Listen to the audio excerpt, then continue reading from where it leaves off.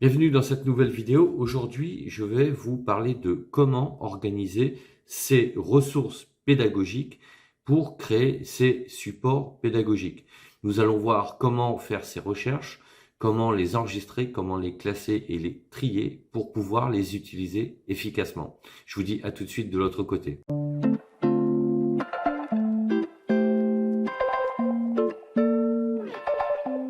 Voyons maintenant les ressources pédagogiques.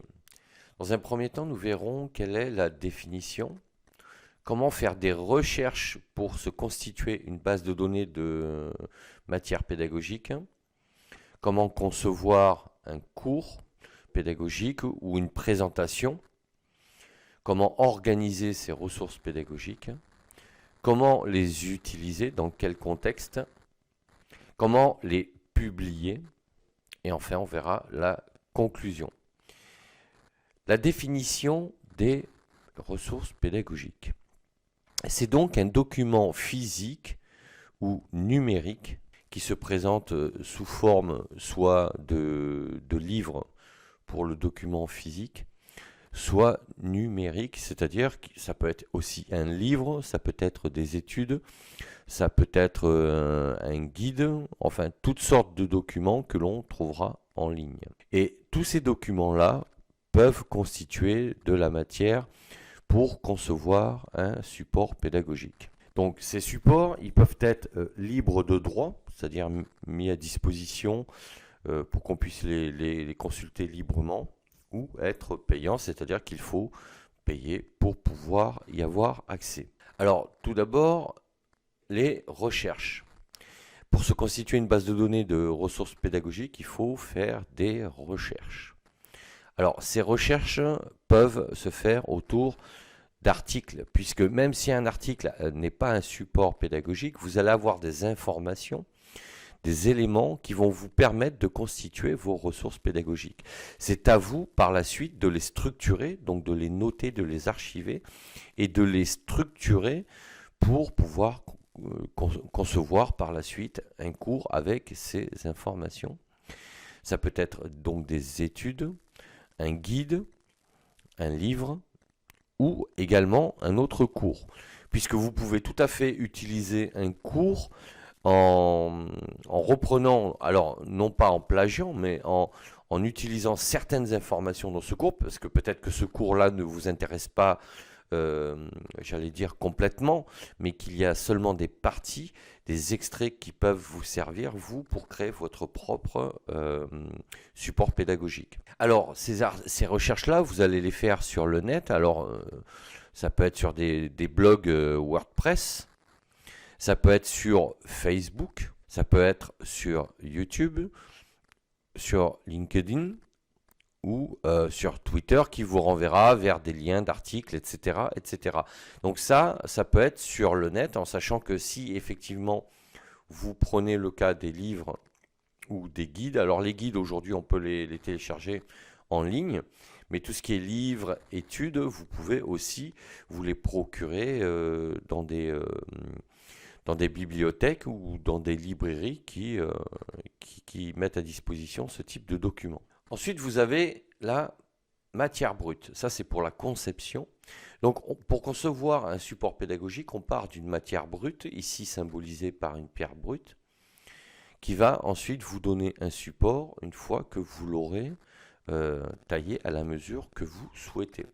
Donc, vous partez de quelque chose qui est totalement, j'allais dire, informe, et que vous allez ensuite faire à votre main par rapport à la présentation que vous souhaitez faire. Donc toujours dans la conception, vous pouvez partir de plusieurs documents pour ensuite réaliser vos supports qui pourront être donc des livres, des guides ou sous forme de documents papier dans des classeurs, ou les numériser tout simplement sur votre PC et ensuite sur vos plateformes.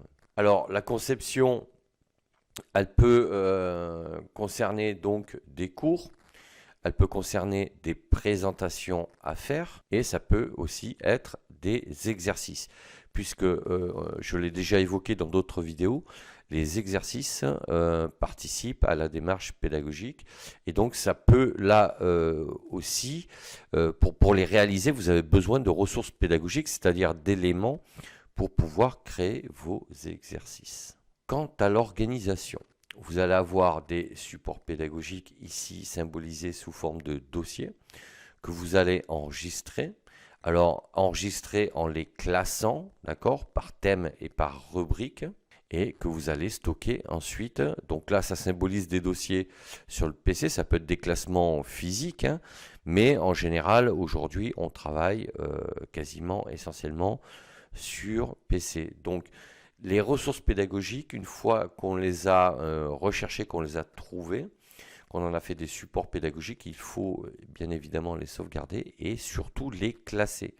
Parce que si vous ne les classez pas, vous passerez beaucoup plus de temps à les rechercher qu'à les utiliser pour ce dont vous avez besoin. Alors l'utilisation pour les ressources pédagogiques, elle peut être tout simplement pour des formations, pour de la prise de parole, puisque vous pouvez, avec un sujet de cours, être amené à faire une présentation du sujet, mais sous forme de prise de parole.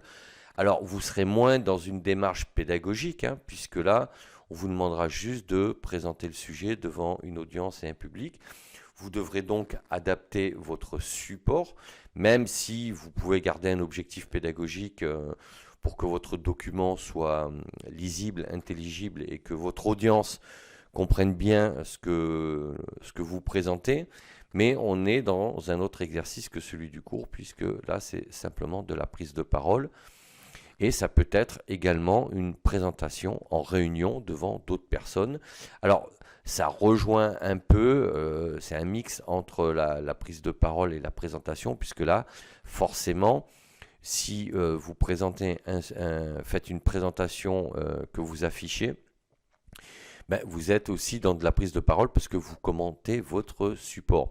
Alors que dans la prise de parole, vous n'avez... Alors, vous pouvez ici avoir des fiches hein, sur votre pupitre, mais vous n'aurez pas de support derrière pour appuyer votre discours.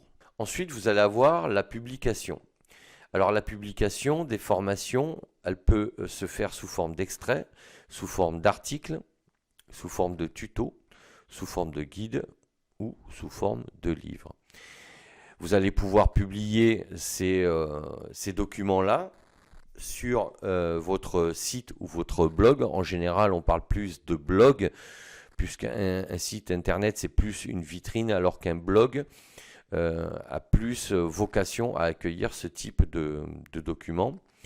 Ça peut être sur Facebook, ça peut être là aussi sur YouTube, si vous faites des tutos pour expliquer ce que vous présentez sous forme de vidéo. Vous allez les mettre sur votre chaîne YouTube par exemple.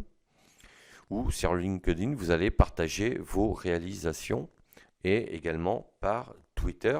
Donc ça, c'est pour les publications, on va dire, sur les réseaux sociaux. Ensuite, vous allez pouvoir publier vos formations sur ce que l'on appelle des plateformes qui permettront à votre audience et à vos stagiaires de suivre vos cours en ligne. Alors, pour les plateformes, on peut avoir de nombreux exemples. Hein. Ça peut être un blog.